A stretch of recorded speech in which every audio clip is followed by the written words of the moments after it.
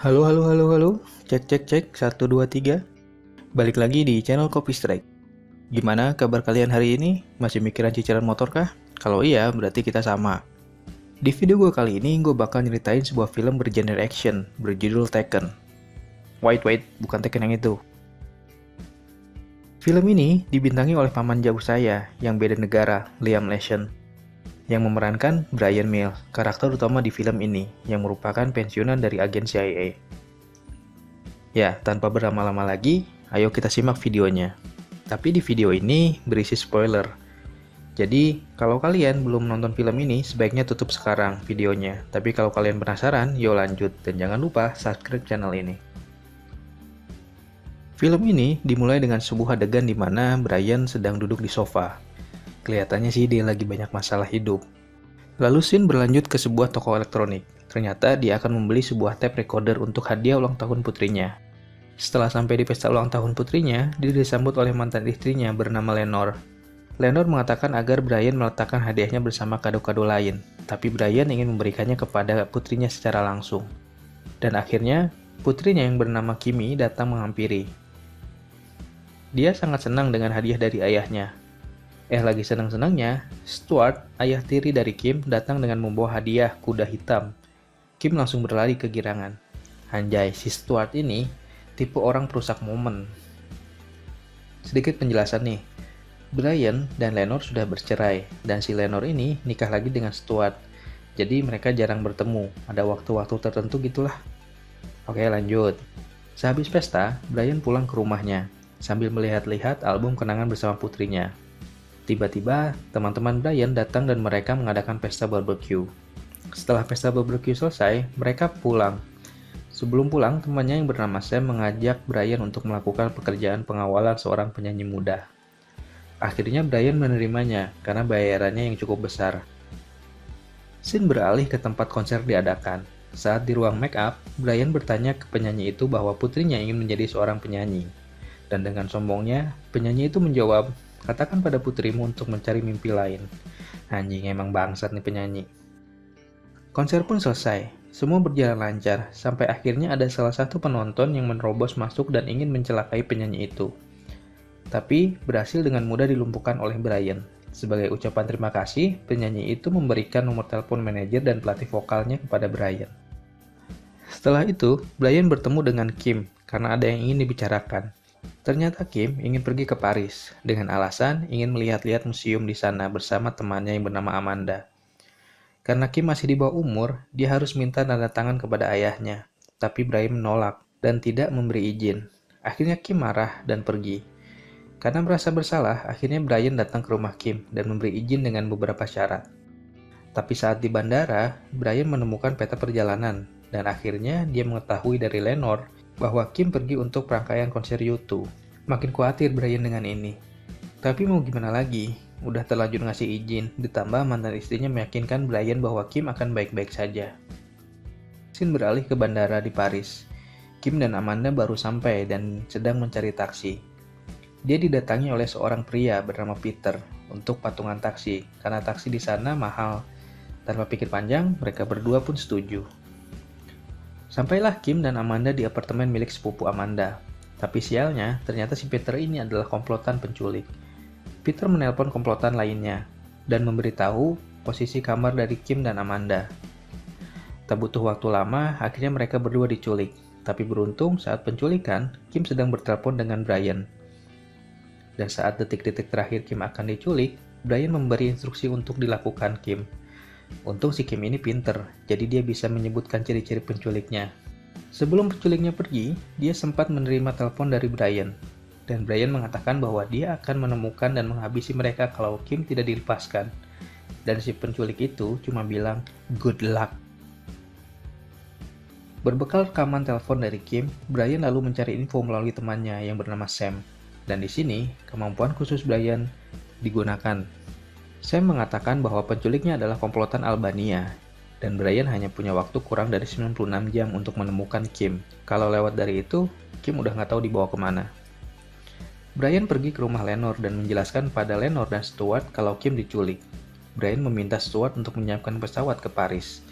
Di sini mantan istrinya sangat merasa bersalah dan meminta Brian untuk menemukan Kim. Di pesawat, Brian terus-menerus memutar rekaman suara dari Kim agar dia hafal suara dari penculiknya. Nah, ini bakal dijelasin nanti nih, kenapa dia terus-menerus mendengarkan suara rekaman itu. Brian sudah tiba di Paris dan dia sudah berada di apartemen sepupunya Amanda. Dia di sana menganalisa yang terjadi. Setelah selesai menganalisa dan menemukan beberapa petunjuk, dia pergi ke tempat Kim dan Amanda menunggu taksi untuk menangkap Peter. Tidak sulit untuk Brian menemukan Peter, tapi dia dihalang-halangi beberapa orang saat ingin menangkap Peter. Tapi orang-orang itu berhasil dikalahkan oleh Brian. Brian lanjut mengejar Peter, tapi sialnya Peter mati ketabrak mobil. Anjay, hilang sudah petunjuk kuat. Tak habis akal, Brian menemui temannya, seorang polisi berpangkat di Paris, bernama Jean-Claude, seorang wakil direktur keamanan Paris, untuk memberitahu bahwa putrinya diculik dan meminta informasi kepada Claude.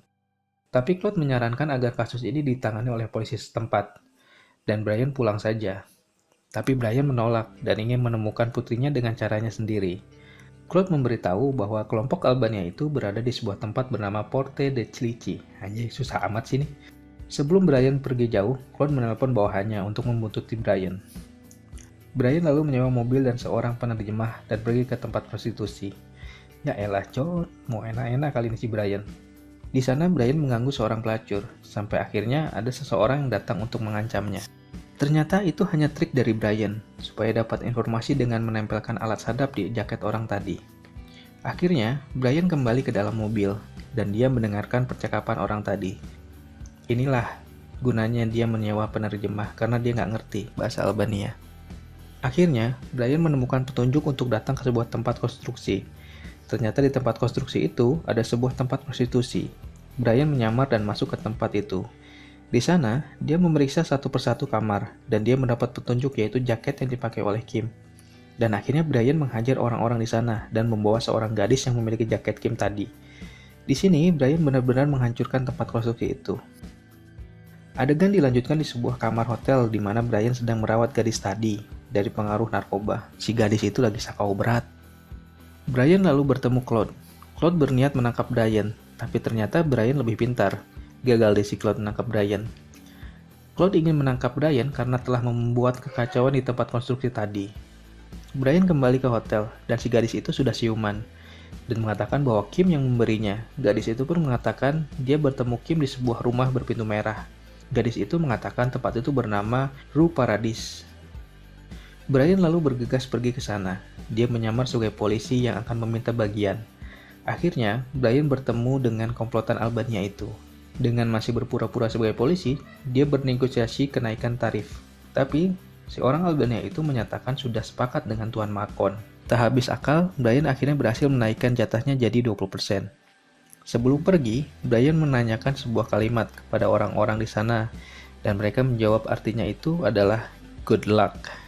Nah, ini nyambung nih, kenapa si Brian tadi di pesawat ngedengerin rekaman dari si Kim. Buat ini, Brian yang sudah hafal dengan suara itu akhirnya mengatakan siapa dirinya, dan terjadilah pertarungan di sana. Tidak sulit untuk Brian mengalahkan mereka semua. Setelah mengalahkan mereka, Brian mencari Kim, tapi ternyata dia hanya menemukan Amanda. Dan Amanda pun di sana sudah tidak bernyawa. Brian membawa salah satu penculik itu dan menginterogasi dengan menyetrum sampai penculik itu memberikan informasi tentang Kim. Ternyata Kim dijual ke orang yang bernama Patrice St. Clair. Brian menanyakan di mana Patrice St. Clair berada, tapi dia tidak tahu. Akhirnya Brian kembali menemui Jean-Claude untuk mencari informasi.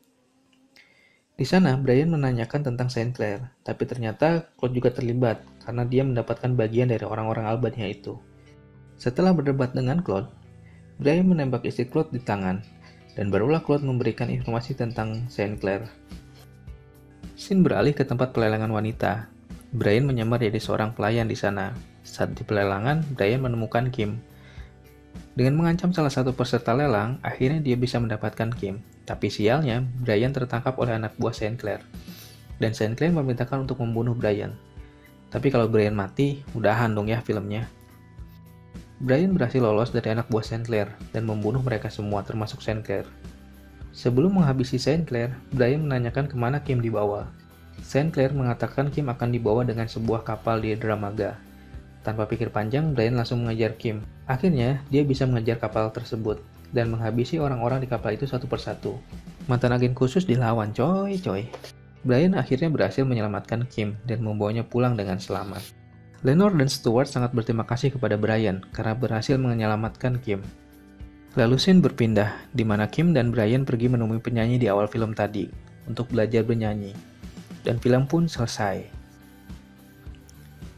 Ya, itulah alur cerita dari film Taken. Bukan itu bangsat. Pesan moral yang didapat, janganlah sekali-kali bohong sama orang tua. Kalau mau nonton konser ya ngomong aja, jangan ngomong yang aneh-aneh daripada nanti lo diculik, ya kan? Iya, kalau bisa ditemuin. Kalau bapak lu kayak Brian sih nggak apa-apa. Dan ada sedikit yang ganjil di pikiran gua. Gimana ceritanya Brian bisa bebas pulang? Padahal dia di Paris bunuhin banyak orang. Itu polisi Paris ngapain aja, cok.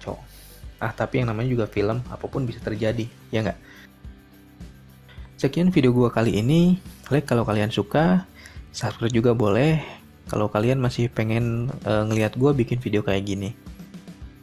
Sampai jumpa di video gua berikutnya. Kalau gua nggak malas, gua bakal ngelanjut di Tekken 2.